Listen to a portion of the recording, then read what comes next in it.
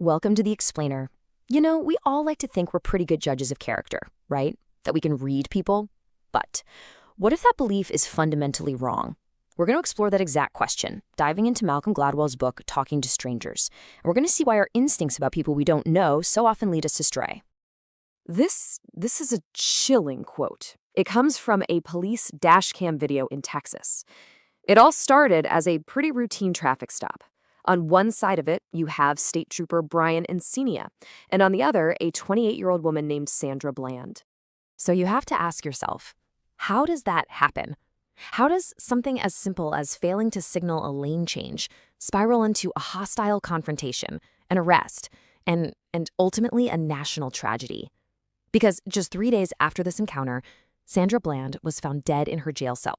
To understand what went so terribly wrong here, Malcolm Gladwell argues we can't just point fingers at one officer or one driver. The problem is way bigger than that. He believes the mental tools that we all use to try and understand strangers are, well, they're fundamentally broken. So let's look at the 3 biggest flaws he points out. Okay, so the first and maybe the most important flaw in our thinking is what Gladwell calls the default to truth. Think of it as our brain's factory setting. It's our built-in gut instinct to believe that the person we're talking to is being honest. Yeah, a psychologist named Tim Levine actually gave this a name, truth default theory. It's basically our brain's shortcut. I mean, imagine if you doubted every single person you met. Society just wouldn't work. So it's a necessary social glue, but it also leaves us incredibly vulnerable. Now, you'd think the experts, right?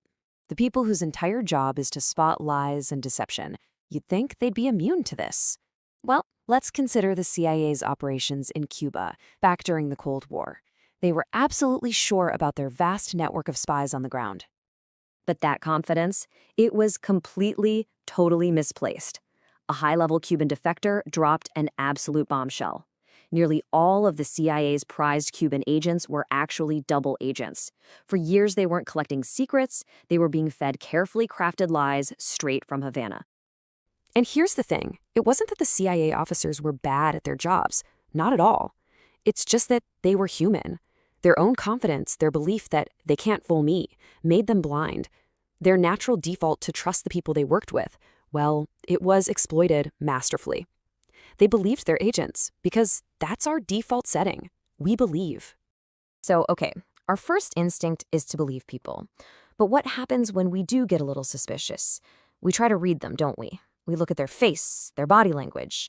And that leads us to our second huge mistake, what Gladwell calls the illusion of transparency. Think about it. We've been basically conditioned by shows like Friends, where every single emotion is performed for us, perfectly. If Ross is shocked, his face looks exactly like you'd expect shock to look. If Monica is sad, her face is the perfect picture of sadness. We've been trained to think real life works just like that. But real life is not a sitcom. People are complicated, they're messy. Their expressions often don't match what's going on inside at all.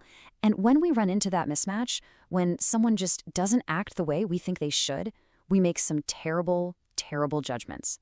And that is exactly what happened in the case of Amanda Knox.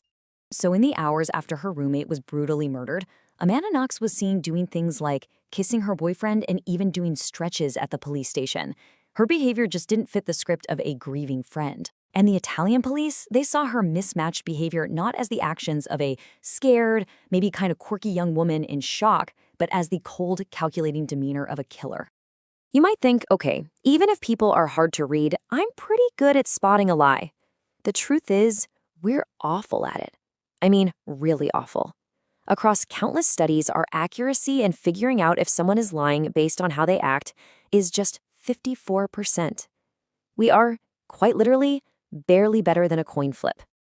Okay, so if our default is to trust, and our ability to spot lies is basically a coin flip, how can we ever hope to understand a stranger? Well, Gladwell says we're looking in the wrong place. We shouldn't be looking at the person, we should be looking at the world around them. It's all about context. This is this idea of coupling. It means that our behavior is often tied directly to a very specific situation. I mean, think about it. Who you are at a football game is probably very different from who you are in a library. To understand a stranger, you have to understand their specific circumstances. And this is a really powerful example.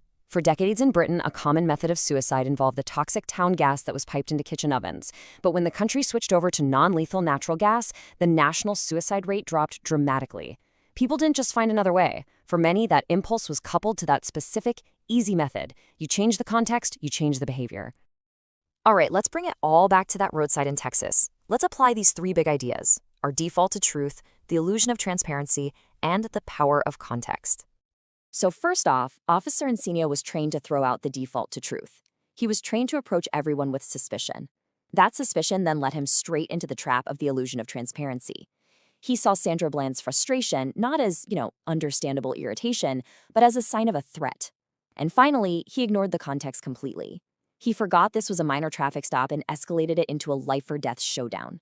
It was just a perfect storm of misinterpretation. And this gets to the heart of the matter, this really difficult paradox of talking to strangers. The very strategies that get us into so much trouble, like defaulting to truth, are the exact same ones that make society work. We just can't operate in a world where we assume everyone is lying all the time. Trust is the oil in the engine. We get angry at our institutions, our leaders, when their trust is betrayed. But a world without that trust, that's a world we really can't live in. And so we're left with this really tough final question. Knowing how flawed our tools are, how do we learn to talk to strangers with the caution and maybe more importantly, the humility that it truly requires?